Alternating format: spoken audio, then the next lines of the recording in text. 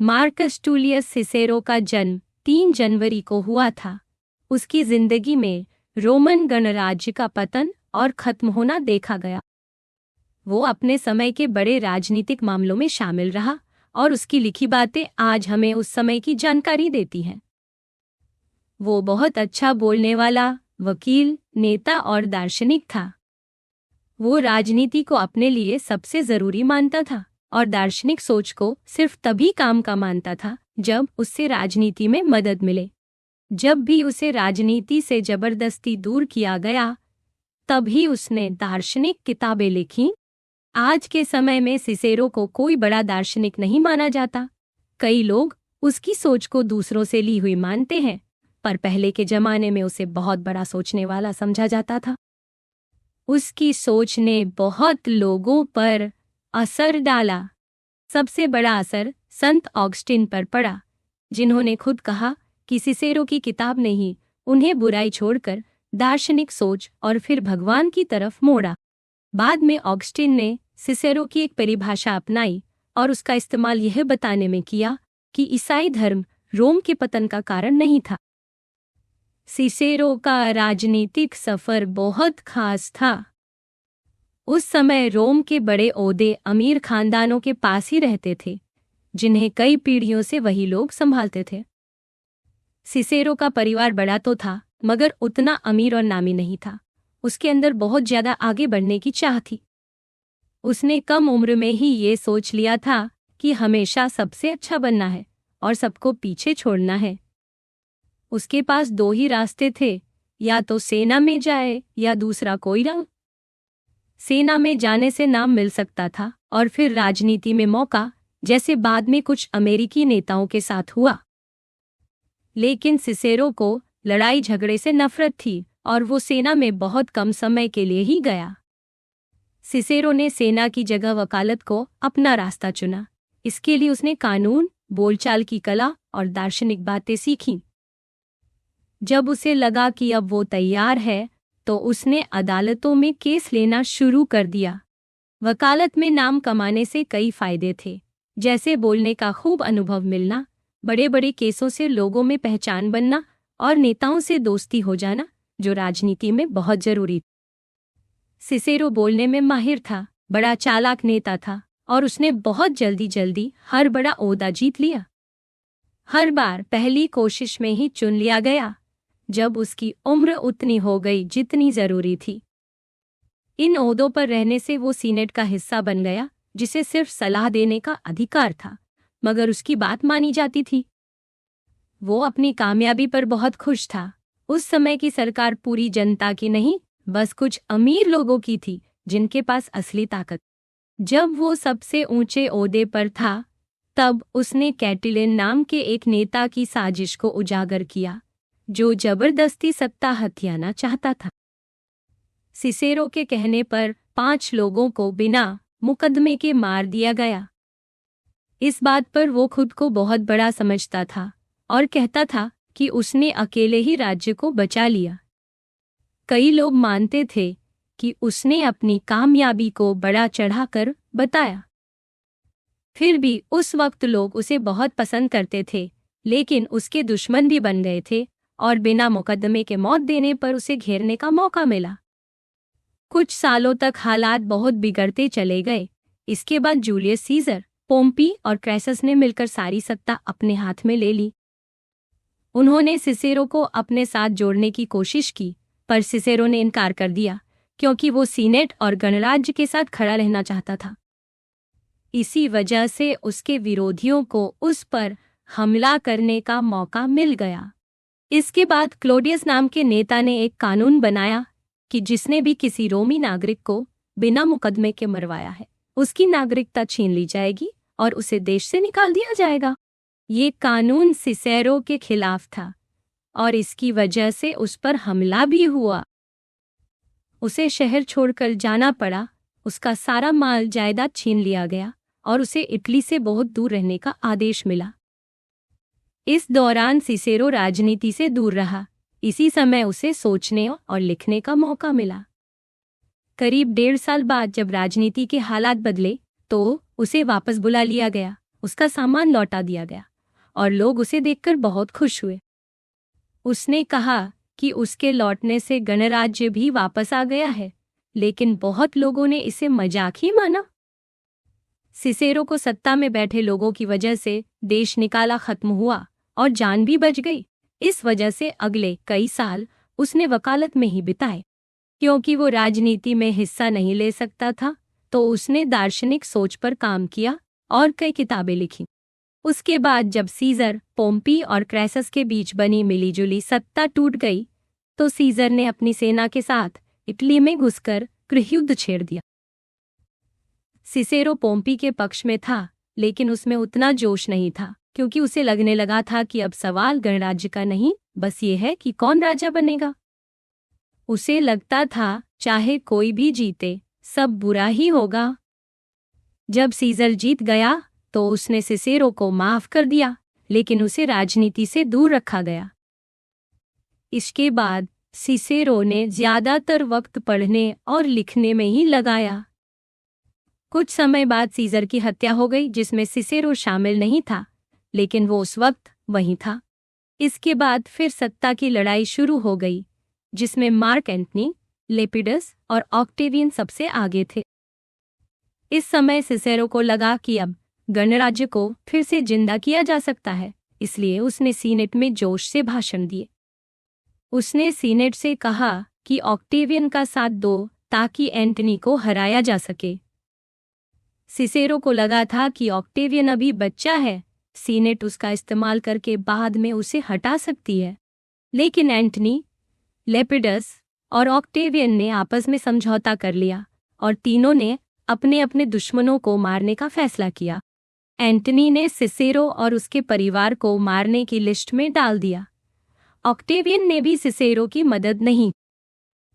Cicero, उसका भाई और भतीजा इटली छोड़कर भागने लगे। रास्ते में भाई और भतीजा पैसे लेने रुक गए और मारे गए। सिसेरो अकेले भागता रहा। आखिरकार सिसेरो के दुश्मन उसे पकड़ने आ गए।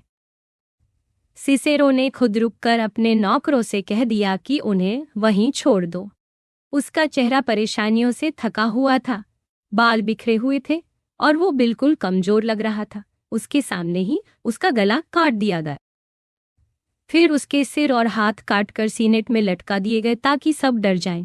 सिसेरो का बेटा, जो उस समय ग्रीस में था, बच गया।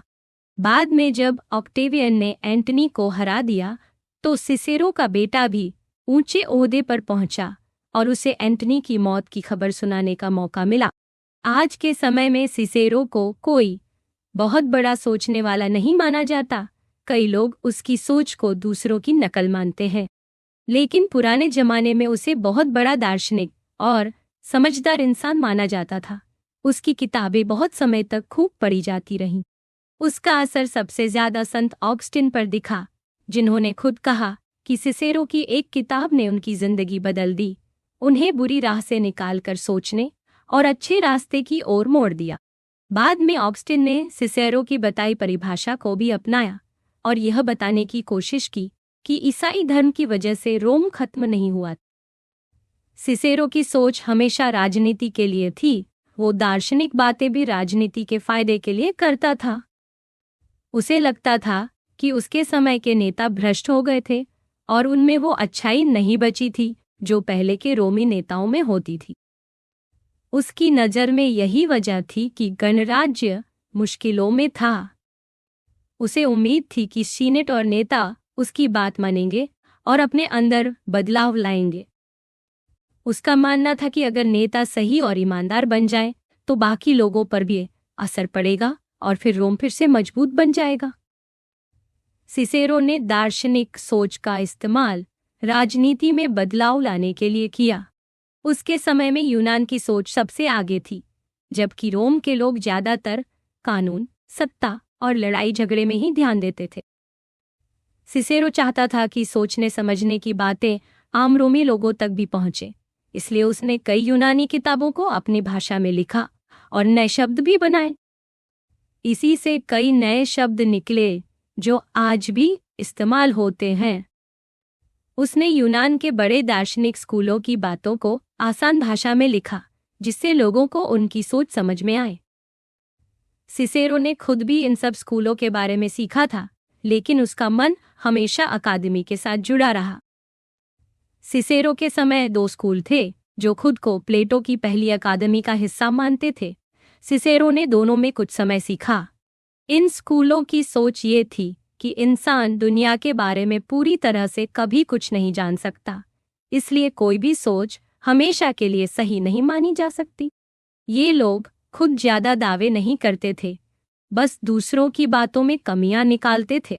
ऐसी सोच कभी कभी परेशान कर सकती है, लेकिन इसके लिए दिमाग चलाना पड़ता है। हर बात के दोनों पहलू देखने होते हैं और ये मानना पड़ता है कि हमारी कोई भी सोच पक्की नहीं है, समय के साथ बदल सकती। आज की वैज्ञानिक सोच में भी यही तरीका है, जहां हर बात को सच मानने की जगह शक की नज़र से देखा जाता है, और अगर कोई और सबूत मिल जाए तो सोच बदल दी जाती है। सिसेरो ने भी इसी सोच को अपनाया। वकील होने के नाते उसे हर मामले के हर पहलू को समझना जरूरी था ताकि अपने केस को मजबूत बना सके। उसे हमेशा तैयार रहना पड़ता था कि कोई नया सबूत या मामला सामने आ सकता है जिससे पूरी तैयारी बदलनी पड़ जाए। राजनीति में भी उसे ऐसे ही खुले दिमाग और लचीलापन चाहिए था।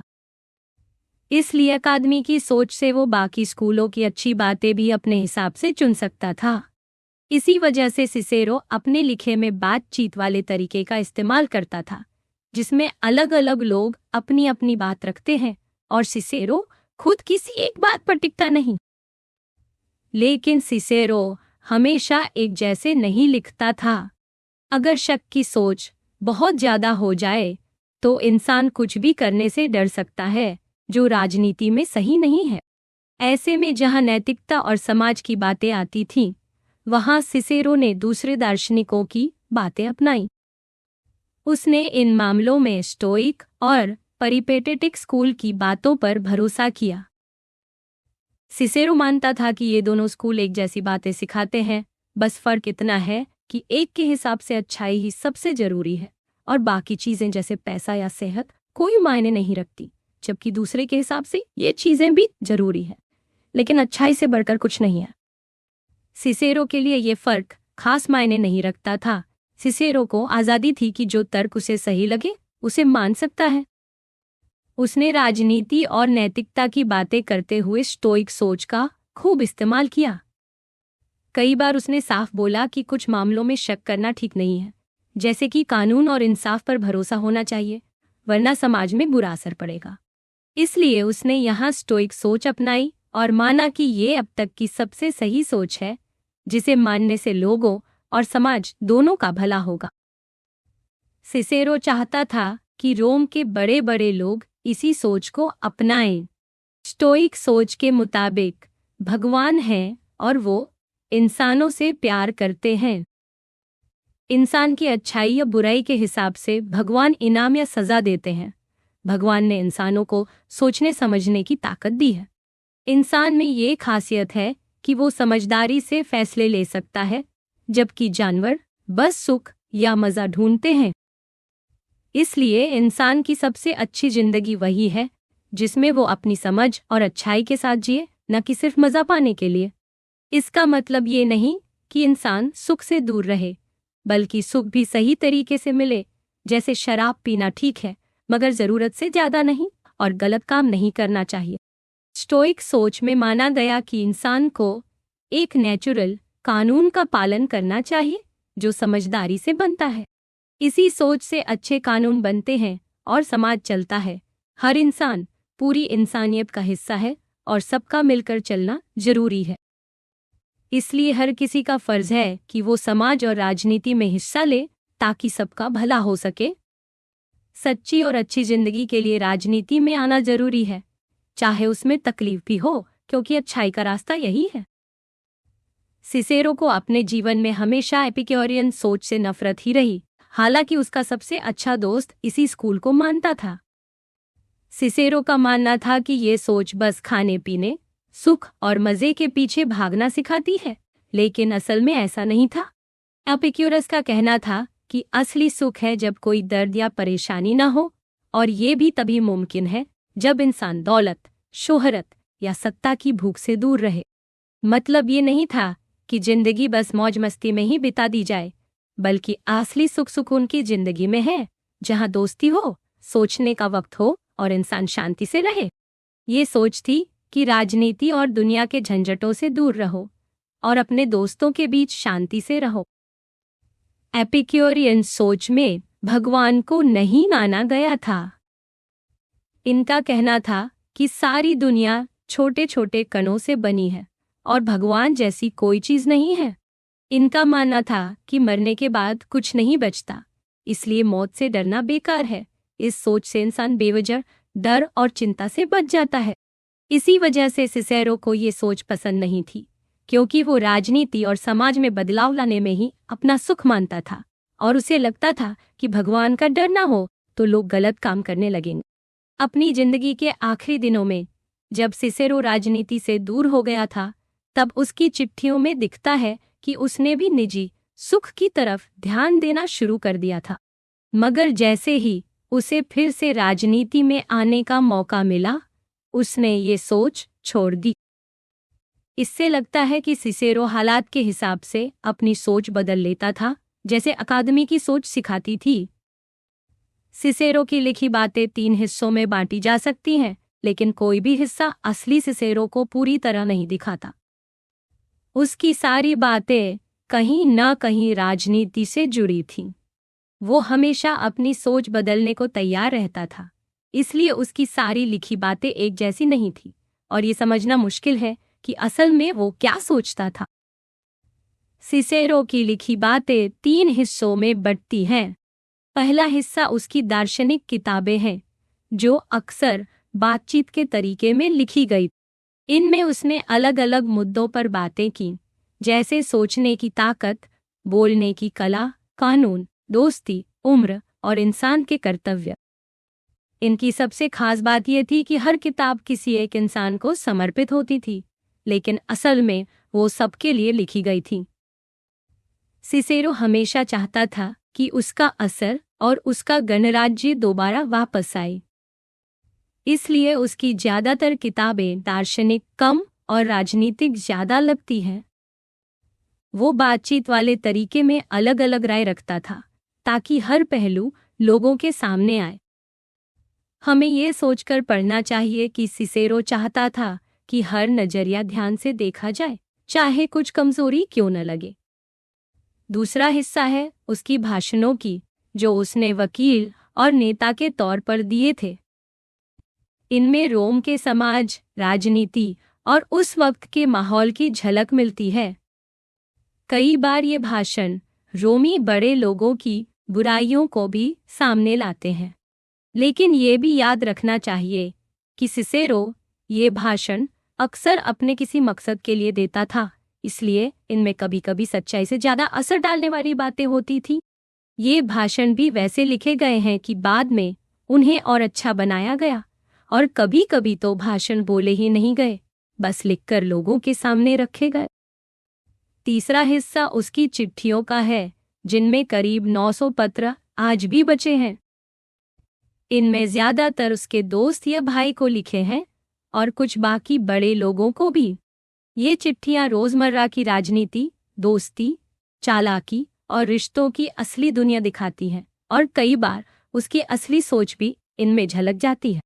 लेकिन इनसे भी जल्दी जल्दी कोई नतीजा नहीं निकालना चाहिए, क्योंकि कई बार ये सिर्फ उसी इंसान के लिए लिखी गई थी जिससे उसका खास रिश्ता था, या राजनीति के किसी फायदे के लिए लिखी, इसलिए हर बात सीधी और पूरी सच्चाई नहीं मानी जा सकती। यहाँ सिसेरो की कुछ खास किताबों के बारे में बताया गया है। पहली किताब उसने बहुत कम उम्र में लिखी थी, जिसमें बोलने की कला के बारे में बताया गया है। बाद में उसने खुद ही इसे कोई खास नहीं माना। दूसरी किताब में बातचीत के रूप में बताया गया है कि अच्छा वक्ता कौन होता है। इसमें बताया गया है कि एक अच्छा वक्ता सिर्फ बोलने वाला नहीं, बल्कि कानून और सोचने की ताकत भी जानता है। सिसेरो का मानना था कि पहले सोच और बोलने की कला साथ में सिखाई जाती थी, लेकिन अब अलग हो गई है, जो सही नहीं है। अच्छा वक्ता वही है जो खुद अच्छा इंसान हो, सही तरीके से जिए, राजनीति में सही रोल निभाए और लोगों को भी अच्छे काम सिखाए। तीसरी किताब में जो अब पूरी नहीं मिलती, उसमें सिसेरो ने बताया कि एक आदर्श राज्य कैसा होना चाहिए। इसमें उसने कोशिश की कि रोमन समाज के लिए सही सोच और नींव तैयार हो सके। उसने बताया कि रोम का गणराज्य सबसे अच्छा है क्योंकि इसमें राजशाही, अमीरों की सत्ता और जनता की ताकत। लेकिन अगर बड़े लोग बुरे हो जाएं तो ये भी खत्म हो सकता है। उसने अच्छे काम, समाज और इंसानियत के रिश्ते और कानून की असली समझ की बातें कहीं। इसी किताब में एक मशहूर सपना भी है जिसे लोग ड्रीम ऑफ सिपियो के नाम से जानते हैं। चौथी किताब भी पूरी नहीं है।